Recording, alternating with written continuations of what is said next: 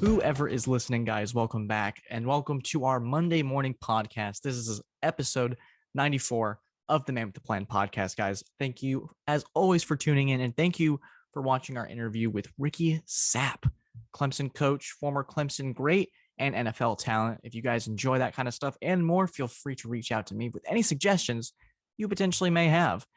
As always, I'm going to try to do a couple shows a week, try to find some consistency within this summer, depending on what's available. I was going to do 3 shows a week, but I ended up not really falling in love with a ton of topics to talk about. So it kind of just spiraled into what it is. So what do we have on the board for today? Today, we're going to talk about 2 things I'm really excited about, really kind of happy, proud, not proud, but like I'm really happy with them. This is the first time in a minute where I've been like, man, I'm really, really excited about it. So Arch Manning committed to Texas. We're going to talk why that's a huge win for college football and why the Nets have failed Kevin Durant and where he can go from here. Really excited about it.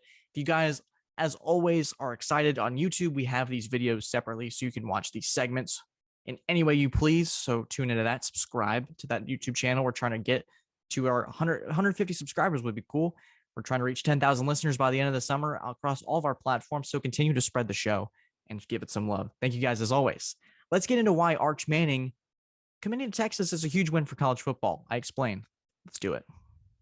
So I had a prediction and I honestly didn't see it coming.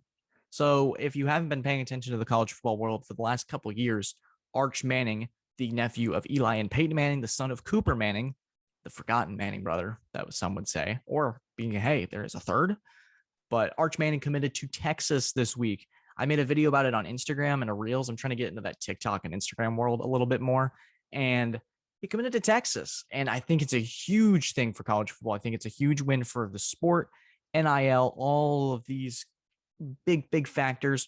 And here's why I want to get into this brand identity with college football and why college football is better for it.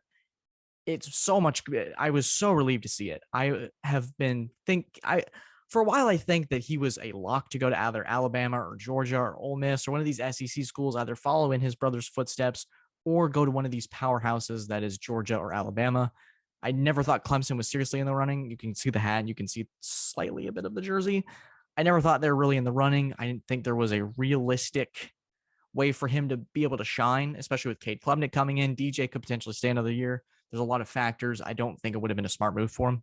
So him going to Texas, it's a big deal for Steve Sarkisian, who is starting to learn the ropes, become the new head coach at Texas football. He's got one of the most exciting quarterback rooms out of the entire country. You've got Quinn Ewers, who was a big story when NIL started to pop off. He is back at Texas after flip-flopping from Ohio State and all that stuff. It was really interesting. And kind of what made the NIL super fascinating was that aspect of skipping your senior year of high school to earn a potential big contract. So it was really something to see there. I love that it adds an extra element to college football. And I think Arch Manning is going to be one of the fascinating names in this game for the next couple of years. We have this new generation of athletes coming in. He's been one of those guys that has been kind of quiet, but at the same time talked about a lot in terms of where he's going to go and how that can impact a program.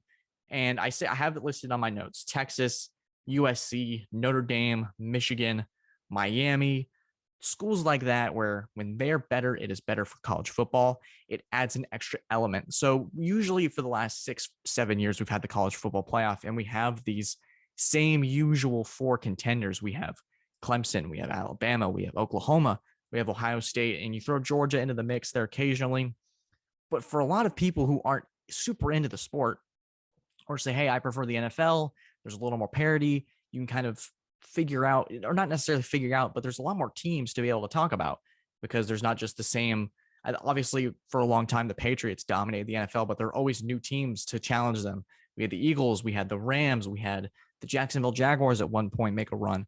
So there was always somebody new involved. With Alabama, it was never really a challenge. Alabama steamrolled through Notre Dame. They beat Georgia in the SEC championship. They beat Clemson a couple times.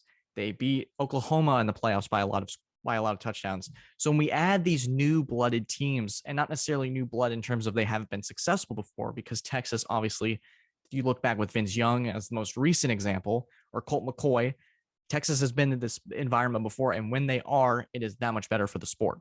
You have games like the Rose Bowl with USC and Texas, who I pointed out as one of those teams that college football is better for it when they win.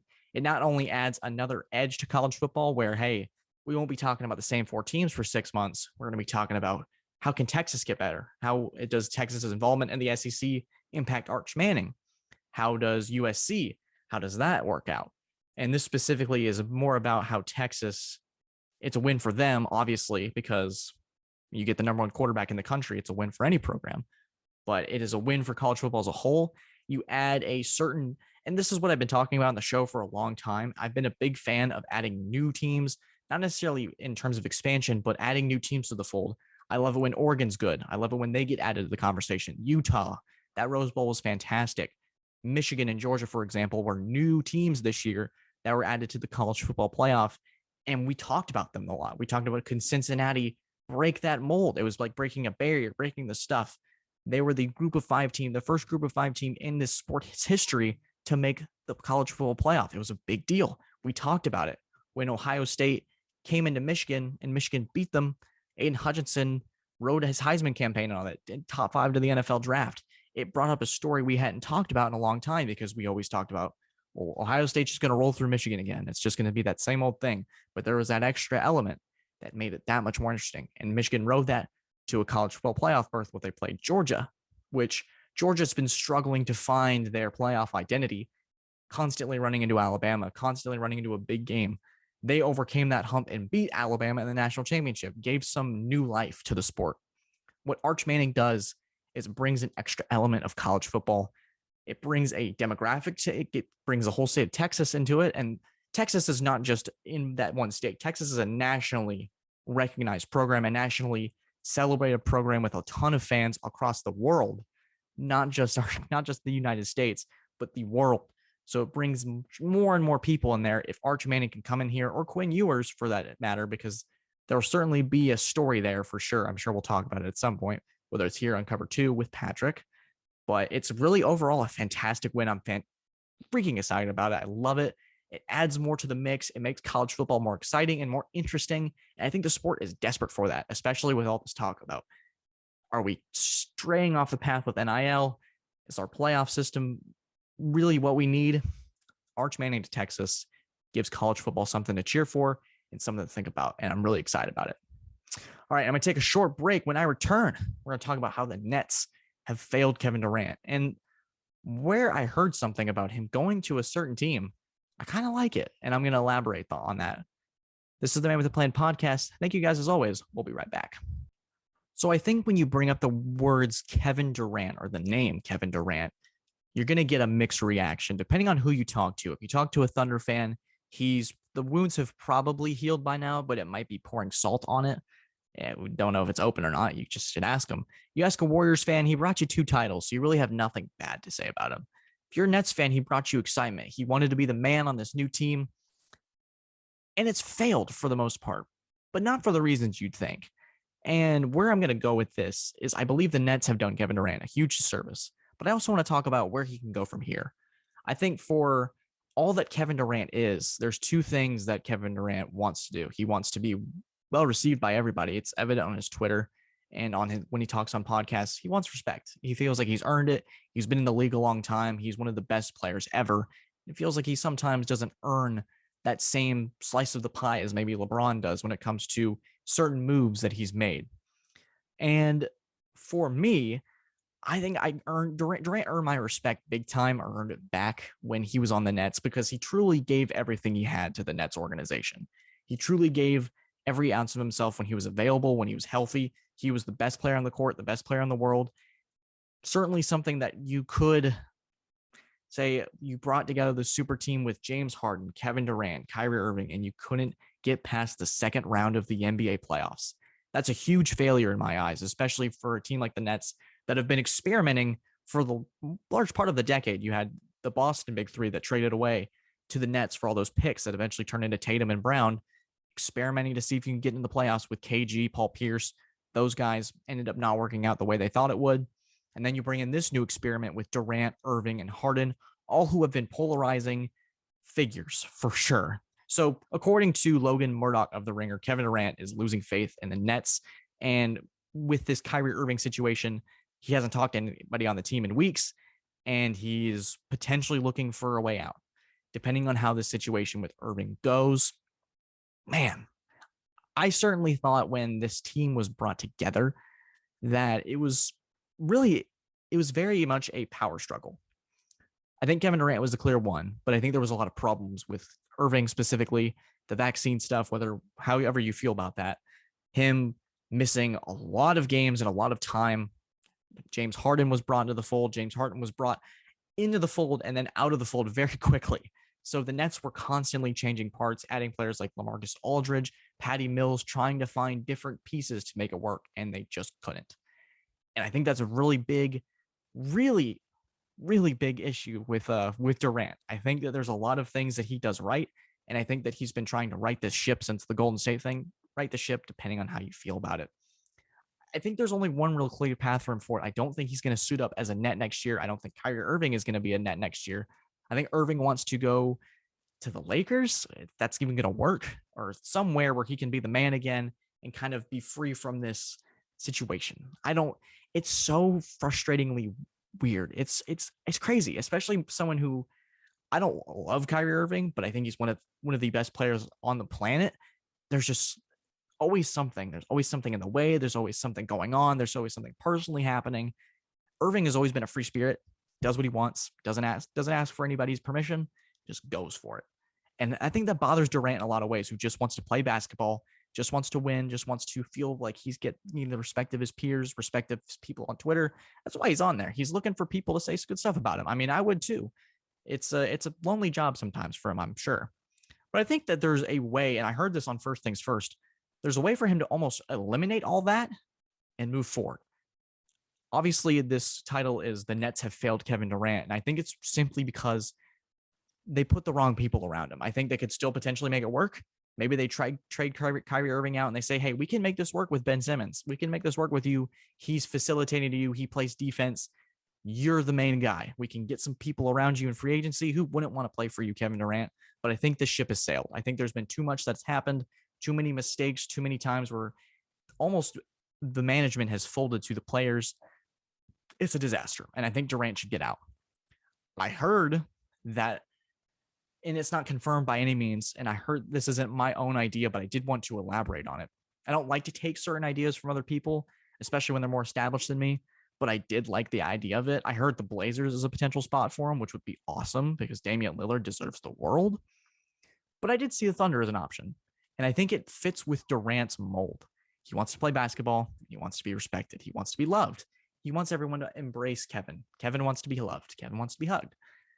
This could really work. You would almost do what LeBron did with Cleveland in 2016, winning a title, or he joined the team in 2015, but won the title in his second year with the team in his second stint.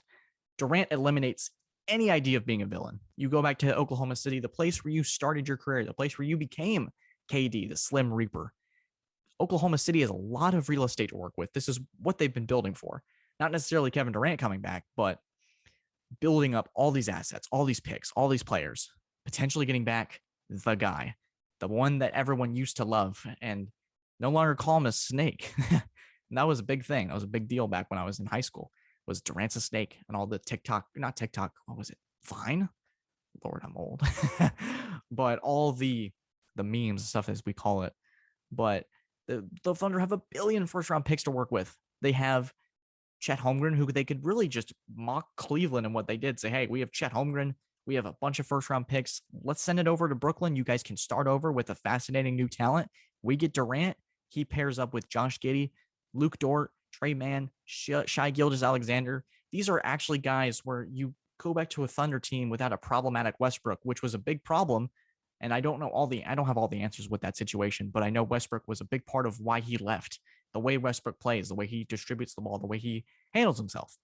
You get over there, you're the guy, and you have players who not only can create for themselves, but have a clear understanding that they get you the ball and you can make stuff happen. Durant nearly averaged 30 points a game. I think it was 29.9 points when he was available. I know the Celtics gave him some trouble, but it was a very emotional series. Kyrie Irving batting back with the Celtics fans, flipping people off and stuff.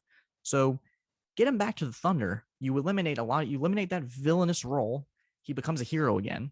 And he's surrounded by a ton of young talent, which could work like that. It could mold instantly. Durant could wear 35 again. He can be the hero. Something really fascinating that I thought.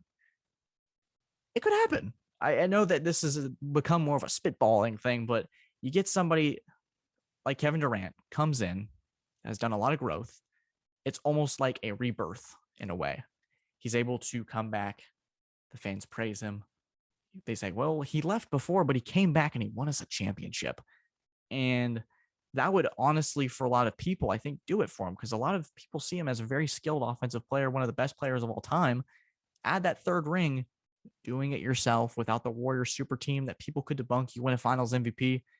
It's something that can happen. I think it's very realistic. I think it's very fascinating. We're going to learn a lot more information as the days come, as free agency develops, as the draft develops.